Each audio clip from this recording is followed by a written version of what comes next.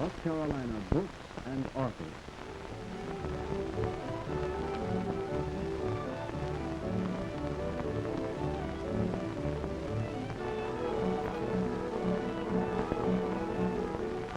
The following is one in a series of programs devoted to the encouragement of reading and exploring the wonderful new world of books by North Carolina authors. This series is presented in cooperation with the North Carolina State Committee of National Library Week to promote a better read, better informed America, and is produced by WUNC-TV. North Carolina Books and Authors presents on this program Miss Betty Smith. Talking with Miss Smith is Elmer Oettinger of the Department of Radio, Television, and Motion Pictures at the University of North Carolina. Betty Smith is best known as the author of The Tree Grows in Brooklyn, which has sold more than 6 million copies in heaven knows how many languages all over the world. But Betty is also the author of at least 2 other novels and of a number of very successful plays and short stories. Betty, I think perhaps the thing we would like to know first is how you came to write, and especially how you came to write A Tree Grows in Brooklyn. Well, I think it just accumulated. I wrote a lot of romance plays. And then the war came into this, everyone went away, I didn't have people to talk to. And I'd start writing letters to the relatives and friends I had in the service. And I get asked, I wanted to write a book. So I determined to write a short story. And it got pretty long, and I sent it to a story magazine. And Whisper Net wrote back, this isn't a short story, it's too long, but I think it's the beginning of a novel. And so I started to write. And I thought I'd have nothing to write about, but as I wrote, it just accumulated and accumulated. They accepted it. It had ended with the death of Johnny Nolan, and Harper's editor asked me to, go on with it until Francie's birthday. And each week I would send in what I'd written, and I wrote, and he said, stop, you've written enough, and I didn't open my mail, that week, and I wrote 50 pages more. I could have continued writing another 1,000 pages. I'm sorry that they didn't let me go on, and I could have cut it in half, and had 2 books instead of 1. But one thing just led to another. I think I had an idea in mind. I was in my 30s. My children were growing up. I was far away from home. I wasn't married then, and everybody I liked had gone. And I thought, I had no economic future. I wasn't trained to do any work. And I thought, how did I come to this, so early in life, that it seems that it's finished? And what were the things that brought me here in the first place and started me writing? So in looking back, into my childhood, I kept going further and further back, and then I got the novel started. It was that I was trying to straighten out my own life at the time. It just like now, there's another definite cut, with this new age coming up, and the old values have no value anymore. I don't think I could write again about struggle for poverty, struggle for education, about people living in poverty and making the best of it, and even making something out of it, because those things don't seem to be valid anymore. I continue getting letters, fan letters, on The Tree Grows in Brooklyn. New generation has come up, reading it, and people that read it 17 years ago when it came out are now reading it in their old age. And the younger generation say that, like one thing made clear, why didn't these people go on relief?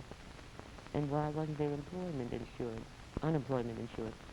And why did they live in a tenement? Why didn't they move into one of the new housing projects? All those things didn't exist. And it's getting to be like one of Dickens' books, the old Curiosity Shop. It, instead of being, a now valid thing, it's something that happened many years ago, a way of life that's gone forever. Or so it seems. But Betty, there was a compulsion in you to write this at the time, wasn't there? Oh, yes. I had to write it. And Bob, since you my later married, he said, well, what do you think of the book? I said, well, if it's no good, I'm no good. Because everything I know and am, have seen, experienced, thought about, dreamed about, it's all in that book. And if that's no good, I don't see that I'm any good either. But it turned out it was considered a good book, and it changed my life very, very definitely. It gave me a lot of self-confidence, And also, it was sort of therapeutic. I was brought up in one environment, but I lived in a different one.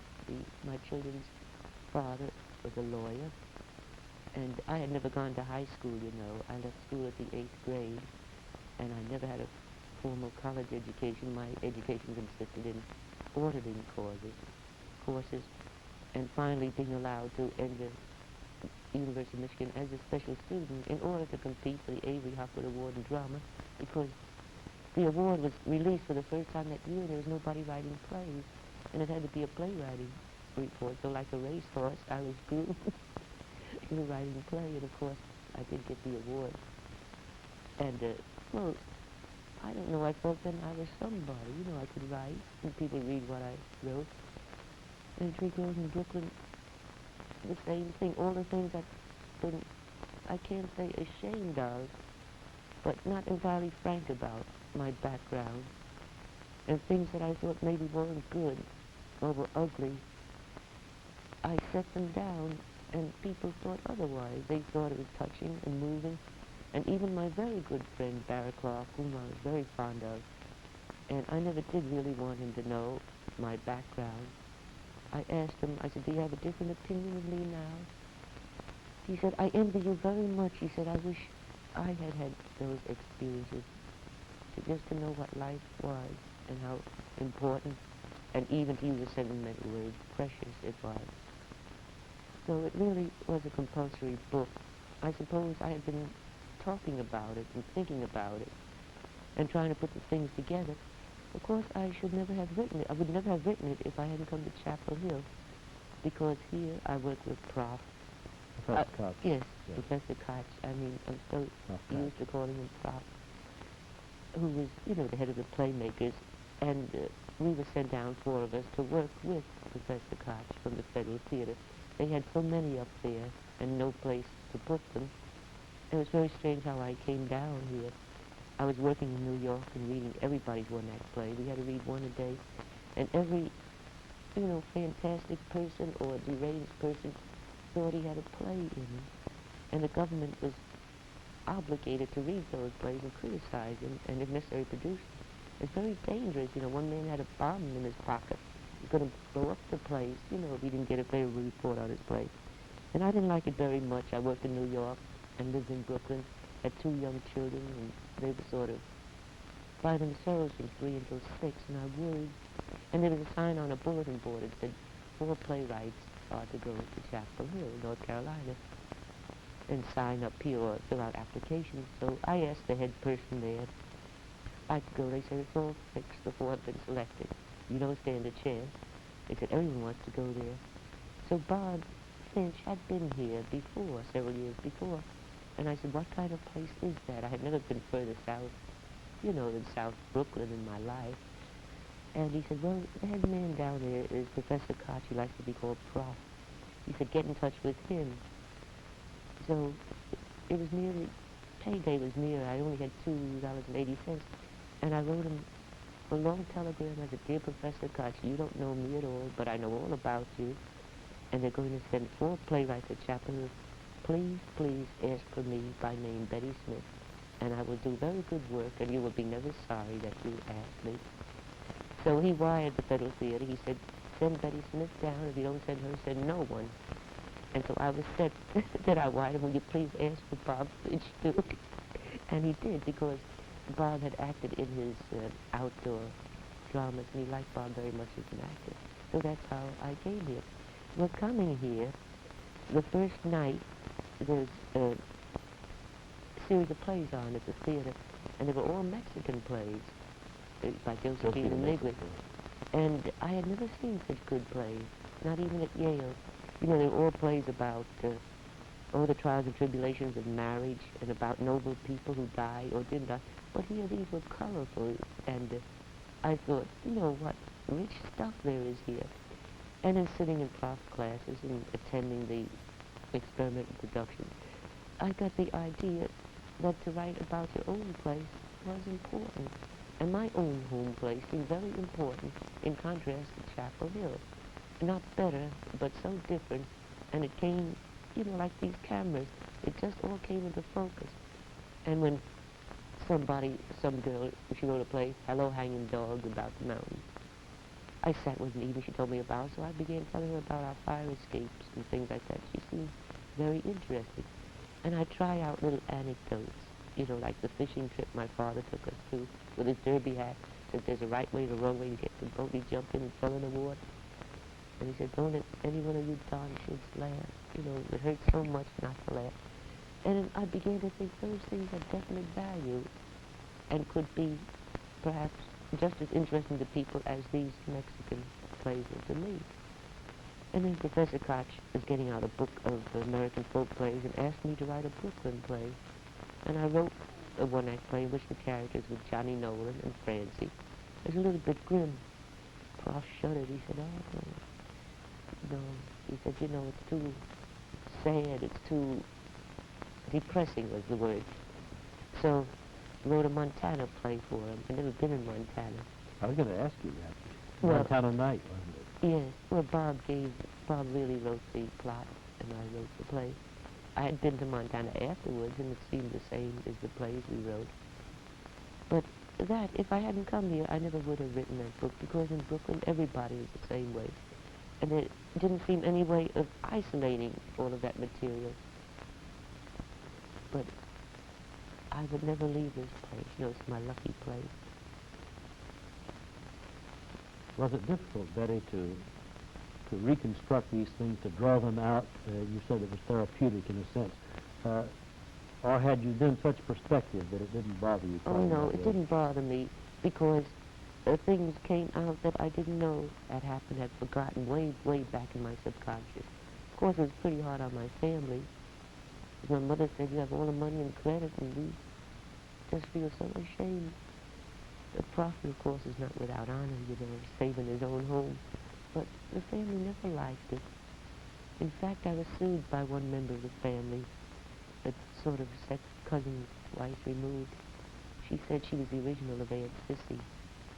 But nothing came of that, because the judge said, well, how would people know you were the original if you didn't go around telling them? In fact, she was very proud of it and told people all about it, but some lawyer heard about it and said, look, you have a case. And so that disturbed the family a lot. But it didn't bother me. I enjoyed writing it. Were you influenced by Tom Wolfe in writing this? Yes, very much so. Again, on the Federal Theater. It was Friday. I got my salary, which was $24.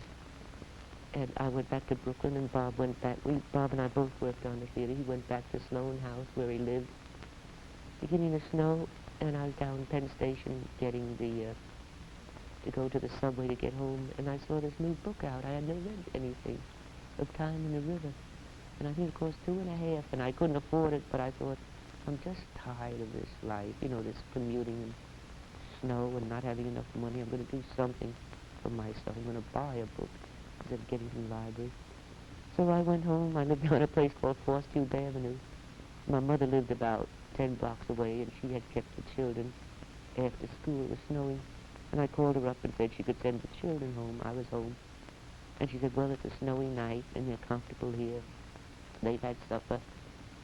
She said, you have the weekend free. And when I got home, there was a note on the door. My brother had come over, started the furnace. It was warm.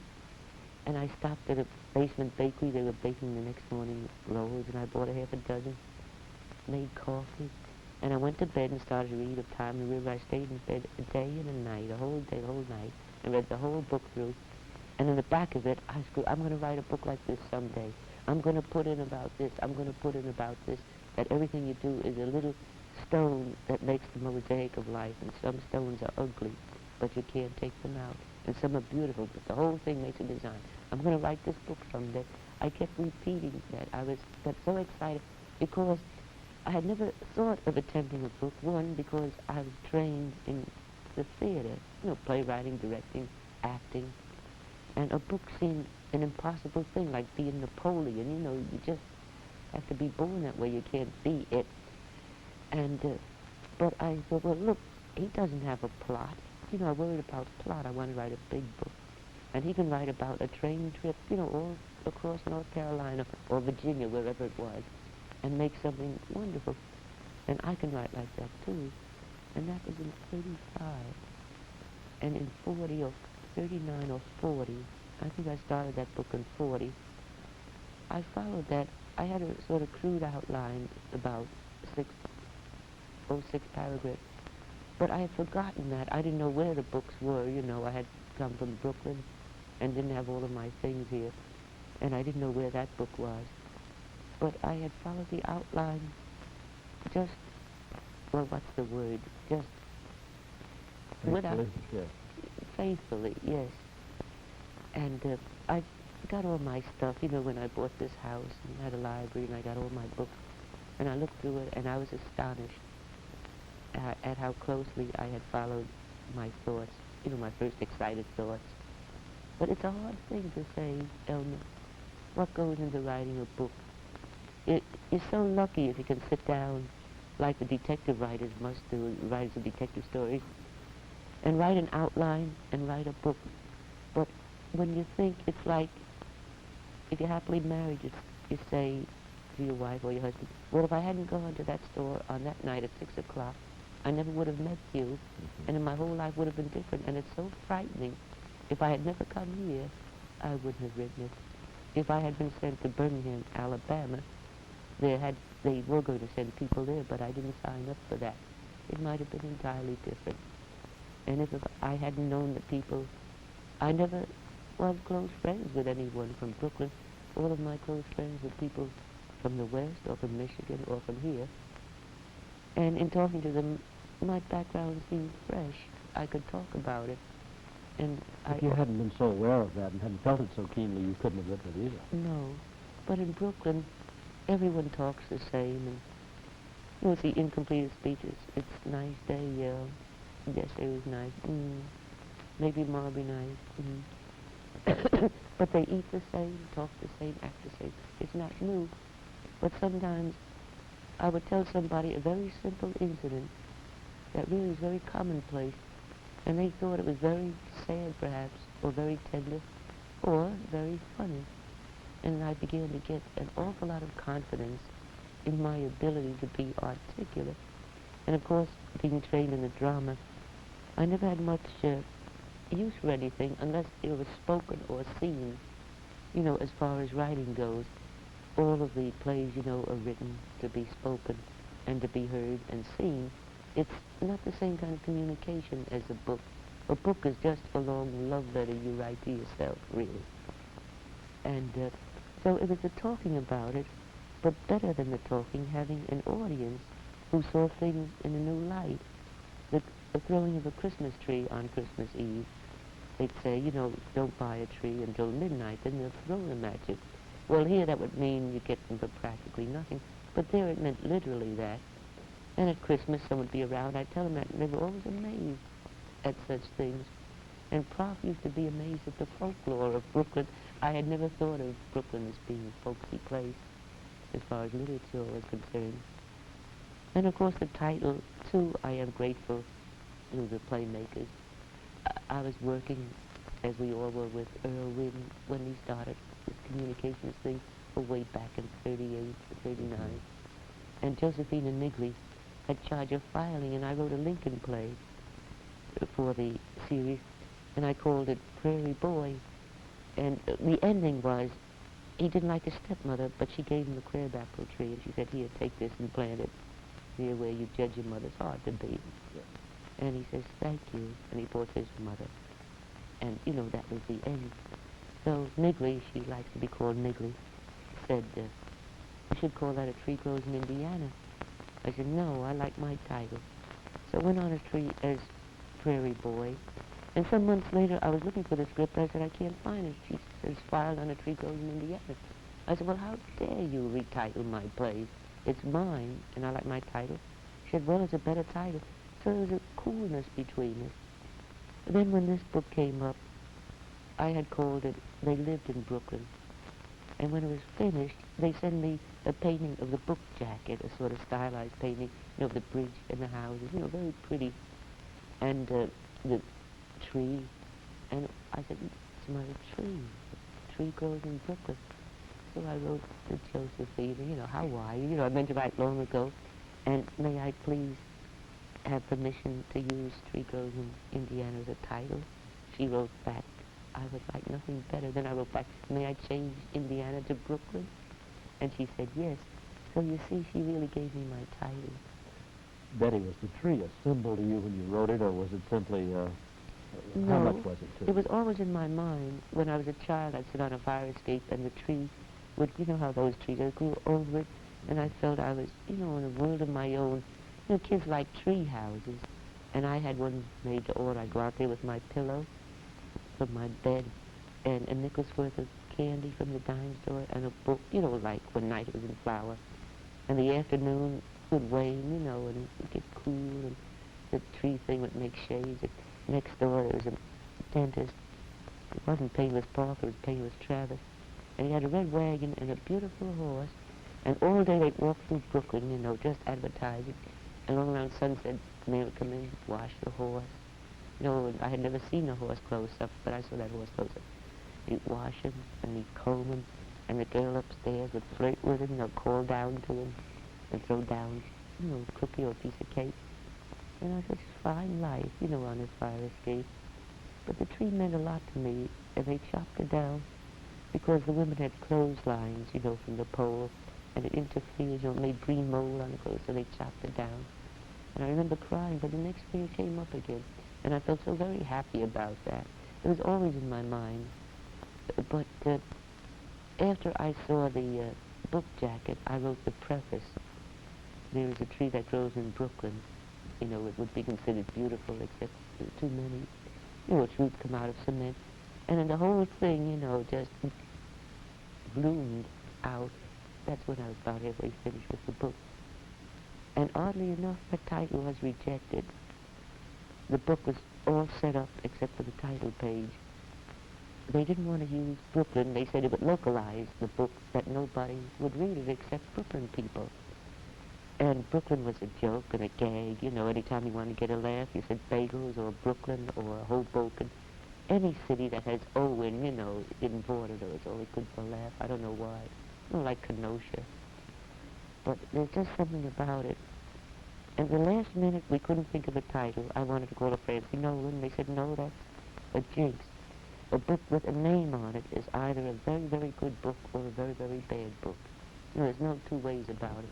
It's Jenny Gerhardt or it's, I don't know. I can't say Clever Amber. Yeah, anything like that.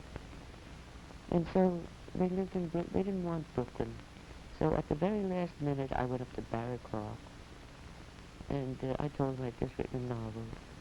And he said, fine, he hopes, it'll be published. I said, well, it's published. It's just waiting for a title. I said, I have heard of a tree growing in Brooklyn, but they took me out of it. He said, you go right back there and talk them into it. And I said, it has to be a tree growing in Brooklyn, I'm afraid. I said, I'm very superstitious. It has 5 letters. And I looked up, astrology. I don't do that, but you had to say something. I couldn't be stubborn and say it's my book because I was very tremulous. Up until the time it appeared, I thought any minute they might say, no, go throw it away. We don't want it. Because I never could believe that I'd be a published novelist. So very reluctantly, they accepted the title. They were quite right. They were right in some ways, because the book was published in England, reprinted in England soon after. They wouldn't use the title. They called it The Tree in the Yard. Then it was translated to French, and they refused to call it The Tree Grows in Brooklyn. They called it The Lily of Brooklyn. So you see, everything is fate or accident or destiny. Betty, the tree was translated to other media too. It was a successful motion picture, and yes, it was of course it was made into a musical play. It was in radio. I remember briefly. There was a series. Yes, it was a short series. And there's been some talk of doing it on television. I think there's been a scene, hasn't there, on television? There have been several. Scenes. There have been several one-shots, Hallmark cards, so on. Usually, to publicize some actor who had a movie coming up or a series coming up, like James Dunn. They did what came to be known as a growing pains scene a lot. Any child actress that was being exploited, would be in the scene with Johnny Dunn about the child growing up, or the schoolhouse scene with the runners overseas. You see, I wrote the book in sort of scenes like a play. And I wrote most of it in dialogue. Then, because it was a novel running play, I took out all but the most, what I thought was the most effective dialogue, and put in the descriptive writing and exposition, you know, the way they do in a novel. And the book is an awfully wound-up combination of so many things. But I like that style of writing, and it's considered my style. I was very proud to have achieved a style. I didn't know I had a style until I read the critics and they told me what I had done. I never realized it. It has been translated to 16 foreign languages, including the Japanese, the Hebrew. Don't you feel that writing is a subjective thing, and the critics Yes. have to tell you your style, that you're not interested in writing No. a certain style? I don't know what style is. I don't know what plot is. I know what story is. And then this happened, and then that happened. And I know it must be in time. That time you can't, you know, kick out time. Dietrich Stein tried to do away with time, but there's no communication. It has to be next year, this year, how old people were. And I never had trouble with time. I think Wolfe was very much obsessed by time. And that's where I got the feeling of the rushing of time, or the passing of time, and things being shaped by time. How close were you in the changing of this to the screen? Were you consulted? This was Edia Kazan's first directorial job in the Yes. Well, we had both studied under Baker. We had been classmates at Yale, and it was the first movie I had produced, and his first assignment, directing a movie. And we had a long conference. He told me what he was going to do with it, and I agreed with him, and that's all I had to do with it. I have a cold. I just get nervous talking. Well, we have very little time left. I was going to ask you, though, if you would tell us something about what you're doing at present, what you hope to do, the direction. I'm starting a novel, and I'm trying to make a transition from Brooklyn. I want to bring in New Haven, Connecticut, rather, Michigan, Montana, and Chapel Hill. And I have a lot of notes, and I'm very proud. I wrote page 1 yesterday.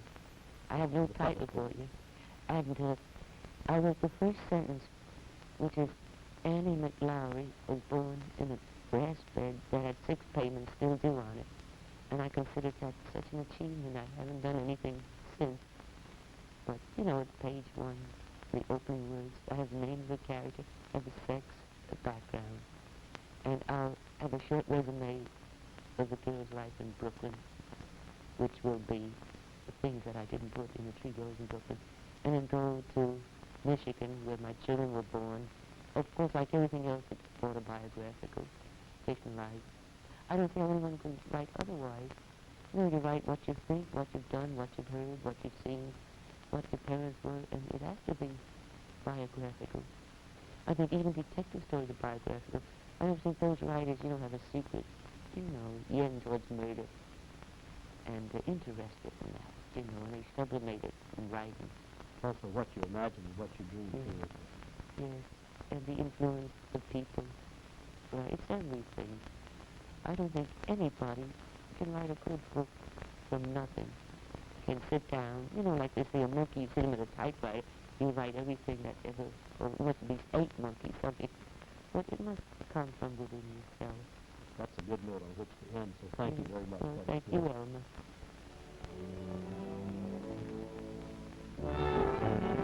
This series is presented in cooperation with the North Carolina State Committee of National Library Week. Today's guest on North Carolina Books and Authors was Miss Betty Smith. Talking with Miss Smith was Elmer Oettinger of the Department of Radio, Television, and Motion Pictures at the University of North Carolina. Today's program originated in the Chapel Hill studio of WUNC TV.